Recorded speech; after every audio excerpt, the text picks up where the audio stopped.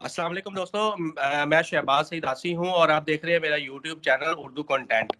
नाजरीन, एक अंदाजे के मुताबिक पाकिस्तान में हर 5 में से एक शख्स मुख्तलिफ इकसाम के जहनी मसाइल का शिकार है। इस तादाद में एक बड़ा हिस्सा नौजवान और कम उम्र अफराद का है, जिनकी उम्रें 13 से 30 वर्ष के दरमियान है। ये सादा सी बात है कि जब किसी इंसान के दीगर जिस्मानी एज़ा मुख्तलिफ बीमारियों का शिकार हो सकते हैं, तो इसी तरह दिमाग और जहन भी तो बीमार हो सकते हैं। इन मुख्तलिफ बीमारियों की तरह जहनी और दिमागी अमराज का इलाज भी मुमकिन है। इस वीडियो में हमारे साथ मौजूद हैं मारूफ माहिर नफ्सियात डॉक्टर अली अजमल साहब। इनसे हम समझने की कोशिश करेंगे कि मारूफ मजहबी रहनुमा मौलाना तारिक जमील के बेटे आसम जमील ने खुदकुशी क्यों की और वो कौन सी जहनी बीमारी का शिकार थे। बहुत शुक्रिया डॉक्टर अली अजमल साहब। ये बताएं कि अगर ज़मीनें, जायदादें, दौलत, शोहरत, असर और रसूख और सबसे बढ़कर बहुत ज्यादा मजहब से वाबस्तगी भी आपको डिप्रेशन से नहीं बचा सकती, तो फिर इस बीमारी का इलाज क्या है? जी थैंक यू शहबाज साहब, आपने बड़ा अच्छा क्वेश्चन किया कि अगर इतने सारे रिसोर्सेज होने के बावजूद भी अगर कोई शख्स डिप्रेशन से नहीं बच सका तो फिर इसका क्या इलाज है। देखिए, सबसे पहले तो हमें इस चीज़ को समझना है कि बहरहाल डिप्रेशन जो है वो एक हमें हालात सख्त होने की वजह से, हमारी ज़िंदगी की तंगी की वजह से, हमारे ट्रॉमास की वजह से, मुख्तलिफ किस्म के बुरे सरकमस्टांसिस की वजह से हो सकता है। यकीनी तौर पे ज़्यादातर इसी वजह से होता है। लेकिन ये हरगिज़ नहीं कहा जा सकता कि अगर किसी के पास बहुत ज़्यादा दौलत है, शोहरत है और मज़हब से भी वाबस्तगी है, तो इसका हरगिज़ ये मतलब नहीं है कि कोई शख्स बीमार नहीं हो सकता। ये बिल्कुल ऐसे ही है जैसे आम तौर पे अमीरों को दूसरी बीमारियाँ लग सकती हैं, दिल का मसला होता है, किडनी का मसला हो गया, कोई और दूसरे-तीसरे जिस्मानी मसाइल हो गए। इसी तरह से जो मेंटल डिसऑर्डर्स हैं, यानी कि डिप्रेशन वगैरह, ये भी आम तौर पे हो सकता है। पैसे का इससे कोई ख़ास ताल्लुक नहीं है। ये नहीं कहा जा सकता कि जी अगर जी आपके पास बहुत ज़्यादा पैसे हैं, अगर आप बहुत अच्छा लाइफ़स्टाइल गुज़ार रहे हैं, तो आपको डिप्रेशन नहीं होगा। डिप्रेशन की मुख्तलिफ किस्म की वजूहात हैं। सबसे पहले तो इसकी एक बड़ी वजह एक जेनेटिक फैक्टर है कि बाज़ औक़ात ऐसा होता है कि डिप्रेशन फैमिलीज़ में रन करता है, या कुछ प्रीनेटल यानी कि पैदाइश से पहले प्रीनेटल फैक्टर की वजह से भी डिप्रेशन हो सकता है। और उसके अलावा डिप्रेशन एक मसले का नाम है जिसमें किसी शख्स के जो ब्रेन के केमिकल हैं उनमें थोड़ा-सा कुछ कह लें कि थोड़ी बहुत गड़बड़ हो जाती है। जी। अच्छा डॉक्टर साहब, एक अंदाजे के मुताबिक पाकिस्तान में जहनी अमराज में मुब्तला अफराद की तादाद 4 करोड़ से ज्यादा है, जबकि ज्यादा तादाद नौजवानों की है। नौजवानों को इस बीमारी से कैसे बचाया जा सकता है? जी, ये आपने बड़ा रेलेवेंट क्वेश्चन है आपका कि नौजवानों में आजकल बहुत ज़्यादा ये बीमारियाँ बढ़ रही हैं, और ये बहुत ही एक, मैं समझता हूँ कि कोई अच्छी बात नहीं है, क्योंकि नौजवान हमारे कौम का सरमाया है। इन्होंने ही आगे जाके इस कौम की भाग-दौड़ सँभालनी है। अब जहाँ तक बात है कि इनको कैसे बचाया जाए, इसके लिए हमें ये समझना पड़ेगा कि आजकल मसले क्यों हैं। देखिए, नौजवानों में आजकल आप देखें कि स्ट्रेस, डिप्रेशन, एंग्ज़ायटी इतनी ज़्यादा है। एक तो उम्र का तकाज़ा है, उन्होंने अपनी ज़िंदगी बनानी है, अपना करियर का भी स्टार्ट कुछ नौजवानों ने किया, या कोई अगर इवन कोई मिड करियर में है, तो उनके ऊपर एक लाइफ की जो भाग दौड़ है उसकी बहरहाल एक स्ट्रेस तो है कि जिंदगी में कुछ करना है, अगर शादी करनी है और सेटल होना है, तो ये जो चीजें हैं ऑलरेडी आपको पता है आजकल इतने कुछ हालात, कुछ इतने कंट्री के भी अच्छे नहीं चल रहे, महंगाई है, बेरोजगारी है। उसके बाद जो नौजवानों पे जो आजकल प्रेशर पड़ रहा है मुख्तलिफ तरह से, घर से, या उनकी अपना जो पर्सनल प्रेशर है, कुछ करना है और अपनी लाइफ को सेटल करना है, वो स्ट्रेस को बढ़ा देता है, जिसकी वजह से नौजवानों में आज बिल्कुल आपने अच्छी रिसर्च कोट की कि उनको इस तरह के मसले मसाइल हो रहे हैं। अब अगर बात करें कि जी इनको किस तरह से इसका हल क्या किया जाए, तो जैसे मैंने आपको बताया कि जो ज़हनी बीमारियाँ हैं, ये कोई ऐसा नहीं है कि कोई 2, 3, 4 दिन से किसी को नहीं होती, कि अगर कोई 2-3 दिन परेशान हो गया या कोई ट्रॉमा हो गया, तो उस वजह से आम तौर पे ऐसे नहीं होता। जैसा कि कोई डायबिटीज़ का मसला है, या दिल का मसला है, या इसी तरह से कोई किडनी का फेलियर है, तो ये 1-2 दिन में कोई इस हद तक बीमार नहीं होता। अब जो आपकी बात थी कि किस तरह से बचाया जाए, तो देखिए, हमें सबसे पहले मेंटल हेल्थ के हवाले से अवेयरनेस देनी है। हमें अपने यूथ को, बच्चों को ये पढ़ाना है, ये सिखाना है कि जो मेंटल हेल्थ है, आपका जो ज़हन है, वो भी एक बहुत इंपॉर्टेंट पार्ट है। जैसे आपने अपने दूसरे जिस्म की आप हिफाजत करते हैं, उसकी सेहत के लिए कुछ करते हैं, इसी तरह से आपको अपनी ज़हनी सेहत को भी समझना है। क्योंकि देखें, जो ज़हन है इंसान का, अगर वो ठीक नहीं है, تو انسان بالکل بھی کسی کام کا نہیں ہے. آپ دیکھیں کہ اگر بیماری تو دور کی بات ہے، اگر چھوٹا سے بھی کسی کو کوئی مسئلہ وغیرہ ہو جائے تو آپ دیکھیں کہ اس کی ساری لائف پہ وہ افیکٹ کرتا ہے. تو سب سے اچھا جو ان کو بچانا ہے، جس کو کہتے ہیں کہ تدارک علاج سے بہتر ہے، اس میں سب سے پہلے ہم بچوں کو سکھائیں، ان کو بتائیں کہ یہ ایک بہرحال ایک مسئلہ ہے، یہ کوئی وقتی ٹینشن نہیں ہے، آپ بیمار اور بہت زیادہ بیمار ہو سکتے ہیں اگر آپ اپنا خیال نہیں رکھیں گے. تو سب سے پہلے تو جی اویئرنیس، اس کے بعد پھر ہمیں کالجز یونیورسٹی لیول پہ بلکہ اسکولوں میں بھی عام طور پہ بچوں کو یہ سکھانا ہے کہ کیسے اپنی تربیت سازی کریں، کس طرح سے اپنے آپ کو امپروو کریں. اس میں کوئی بڑی اس میں کوئی راکٹ سائنس نہیں ہے. ایک دو تین چیزیں میں اگر آپ نوجوانوں کو آپ کے چینل کے وسادت سے بتانا چاہتا ہوں کہ ایک تو سب سے پہلے ہمیں اپنی اوور تھنکنگ سے نکلنا ہے، کیونکہ بعض اوقات یہ ہے کہ کچھ چھوٹی موٹی سٹریس ہوتی ہے اور اوور تھنک کر کے ہم اس کو اتنا بڑا بنا دیتے ہیں. دوسرا یہ ہے کہ ہر شخص کو اپنا خیال رکھنا چاہیے.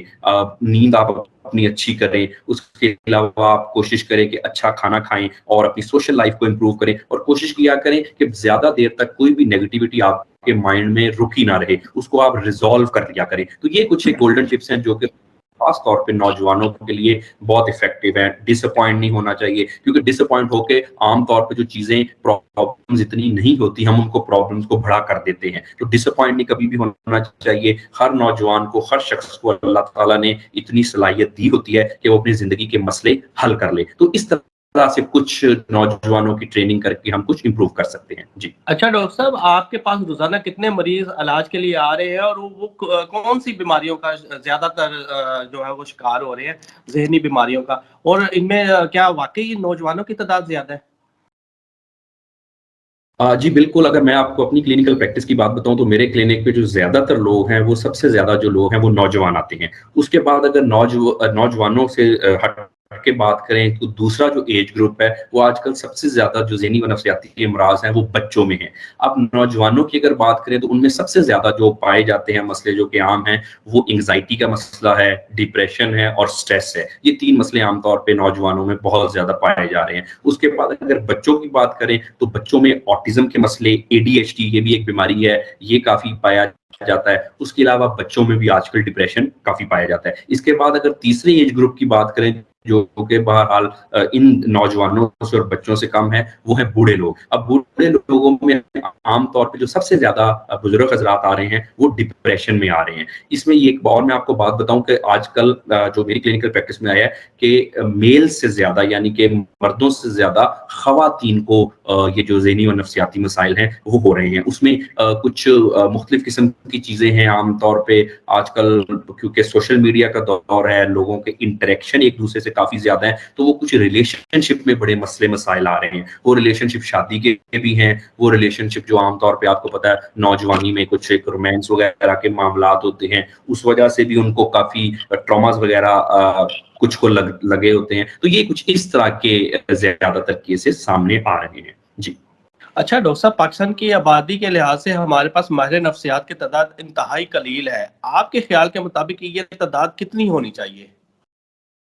جی دیکھیں، اس میں جو سٹینڈرڈ ہے وہ تو ہے کہ تقریباً ہر ایک 100 لوگوں پہ ایک ماہر نفسیات ہونا چاہیے. یعنی کہ اگر آبادی 100 لوگ ہیں تو 100 لوگوں پہ کے تناسب سے ایک ماہر نفسیات ہونا چاہیے. لیکن یہ بالکل آپ نے بالکل بات ٹھیک کی کہ اوور آل ہمارے کنٹری میں ماہرین نفسیات کی تعداد بہت کم ہے، اور یہ شاید ڈیولپنگ کنٹری میں سب سے زیادہ کم ہمارے ہی ہاں ہے. اس میں وجہ اس کی سب سے بڑی یہ ہے کہ ایک تو ہم مینٹل ہیلتھ کے حوالے سے اویئرنیس نہیں ہے ہمارے پاس، اور دوسرا یہ ہے کہ ہم مینٹل ہیلتھ کو اتنا ہی امپورٹنس دیتے نہیں. آپ دیکھیں کہ عام طور پہ جو ہیلتھ کا بجٹ وغیرہ پاس ہوتا ہے فیڈرل لیول پہ، بلکہ آج کل تو پروونسز لیول پہ، اس میں جو مینٹل ہیلتھ کا سیکشن ہے، جو مینٹل ہیلتھ کا جو چنک ہے وہ بہت ہی تھوڑا ہے. اب اس کی وجہ سے کیا ہے کہ ظاہر بات ہے ماہرین نفسیات کو اتنا زیادہ پے نہیں کیا جاتا، جس کی وجہ سے وہ عام طور پہ ہمیں دیکھا گیا کہ ملک بھی چھوڑ دیتے ہیں. تو یہ بہرحال تعداد بہت کم ہے. اس میں سب سے پہلے اس چیز کو ہم نے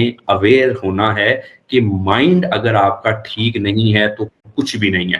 فرض کر لیں آپ ایک میں مثال دیتا ہوں کہ آپ دنیا کے سب سے خوبصورت انسان ہیں, آپ دنیا کے سب سے طاقتور انسان ہیں, آپ دنیا کے سب سے پیسے والے انسان ہیں, آپ دنیا کے سب سے زیادہ انٹیلیجنٹ انسان ہیں, فرض کر لیں. لیکن اگر آپ کے مائنڈ میں تھوڑا بہت مسئلہ ہے تو آپ کی خوبصورتی, آپ کا پیسہ, آپ کی شہرت, آپ کی طاقت کسی کام کی نہیں ہے. ایک شخص جس کا مائنڈ ٹھیک نہیں ہے وہ بہرحال آپ ہم آبزرو بھی کر سکتے بالکل ہیں بڑی بالکل آسانی ٹھیک کہہ رہے ہیں. سارے معاملات جو ہمارے ذہن اور دماغ کے ساتھ ہی منسلک ہیں, روزمرہ کے جتنے بھی ہم معاملات طے کرتے ہیں. اچھا, پھر ہم دوبارہ مولانا طارق جمیل صاحب کے بیٹے کی طرف آتے ہیں. ان کے جوان سالہ بیٹے نے ڈپریشن سے تنگ آ کر خودکشی کر لی. آپ نے ان کی میڈیکل رپورٹس بھی دیکھی ہیں, ہمارے ناظرین کو بتائیں آخر ان کو کون سی ایسی بیماری تھی, وہ کون سے ٹراما کا شکار تھے, آخری لمحات تک وہ جو بیماری سے لڑتے رہے, بیماری تھی کون سی اور وہ خودکشی جس سے وہ خودکشی کرنے پر مجبور ہو گئے. دیکھیں جی, اس میں ایسا ہے کہ ان کو ڈپریشن کا مسئلہ تھا. اب ڈپریشن نا مختلف طرح سے ہم اس کو کنسیڈر کرتے ہیں. عام طور پہ ہم نے عام طور پہ معاشرے میں سنا ہوتا ہے کہ فلاں شخص کو ڈپریشن ہے, فلاں شخص پریشان ہے, فلاں شخص ایسے ہے. اب اس میں ایک مس کنسیپشن ہم نے دور کرنا ہے کہ ڈپریشن کی مختلف قسمیں ہیں. اب ان کو جو ڈپریشن تھا وہ بڑا ایک سیویئر ڈپریشن تھا, جس کے لیے وہ جو ای سی ٹی ہے, الیکٹرو کنولسو تھراپی جو ہے, یعنی کہ جس کو ہم عرف عام میں بجلی کے جھٹکے کہتے ہیں جو سر میں دیے جاتے ہیں, وہ بھی ان کو دیے جا رہے تھے. یہ عام طور پہ سیویئر ڈپریشن کے کیسز میں دیے جاتے ہیں, جس کو ہم اچھا, میجر ڈپریشن بھی کہتے میں ہیں. یہاں پہ آپ کو روکوں گا. مجھے یہ بتائیے, یہ جو بجلی کے جھٹکے آپ نے بتایا, مختلف خبروں میں بھی ہم سنتے رہے ہیں, سوشل میڈیا پہ بھی, کہ مولانا طارق جمیل صاحب کے جو بیٹے ہیں عاصم جمیل, ان کو بجلی کے جھٹکے جو ہے وہ بھی لگائے جاتے رہے. یہ کیسے لگائے جاتے ہیں, یہ ہمارے ناظرین کو بتائیں. دیکھیں, یہ جو بجلی کے جھٹکے ہیں یہ بیسیکلی ایک نا علاج کے طور پہ اس کو یوز کیا جاتا ہے. یہ اصل میں نا جھٹکے جو ہیں وہ سر میں دیے جاتے ہیں, اصل میں پوری باڈی میں آپ کو باقی نہیں کو بھی ہوتے. بجلی لگائی جاتی ہے, جیسے جی یہ جی جی جی جی جی جی جی جی جی بالکل. شاک, اس کو ہم کہتے ہی ای سی ٹی, الیکٹرو کنولسو شاک تھراپی ہے, کہ یہ شاک سے ہی علاج کیا جاتا ہے. اس میں یہ ہوتا ہے کہ وہ بہرحال جو کرنٹ ہے وہ اتنا زیادہ نہیں ہوتا کہ جیسے عام طور پہ ہم دیکھتے ہیں کرنٹ لگا اور کسی کی خدا نخواستہ کوئی جان ہی چلے گی. وہ ایک بڑا کنٹرولڈ کرنٹ ہوتا ہے, تھوڑا کرنٹ, اور وہ بڑا نا ڈائریکٹڈ ہوتا ہے. وہ بیسیکلی ہم نے دماغ کے کچھ حصوں کو کرنٹ دینا ہوتا ہے, اس کو پش کرنا ہوتا ہے تاکہ جو برین میں کیمیکل امبیلنس ہے وہ کرنٹ کے جھٹکوں سے ذرا ٹھیک ہو جائیں. تو یہ عام طور پہ جو ڈپریشن کا جو شخص بڑے ہی سیویئر ڈپریشن یعنی کہ کافی حد تک ایسی بیماری میں مبتلا ہو جاتا ہے, اس کو دیا جاتا ہے. ادروائز جو ڈپریشن کی, جیسے میں نے آپ کو بتا رہا تھا کہ مختلف قسم کی اقسام ہیں. آج کل ہر شخص کو تھوڑا بہت ڈپریشن ہے, یعنی کہ کوئی نقصان ہو گیا, کوئی امتحان میں ناکامی ہو گئی, کوئی کسی کا دل ٹوٹ گیا, کوئی کچھ ہو گیا, شادی ٹوٹ گئی, تو تھوڑا بہت عام طور پہ ڈپریشن رہتا ہے. یہ نارمل لوگوں کو پریشان ہوتے ہیں, ہم سب ہوتے ہیں, لیکن ہم اس سے نکل آتے ہیں. بہرحال یہ ڈپریشن نہیں ہے.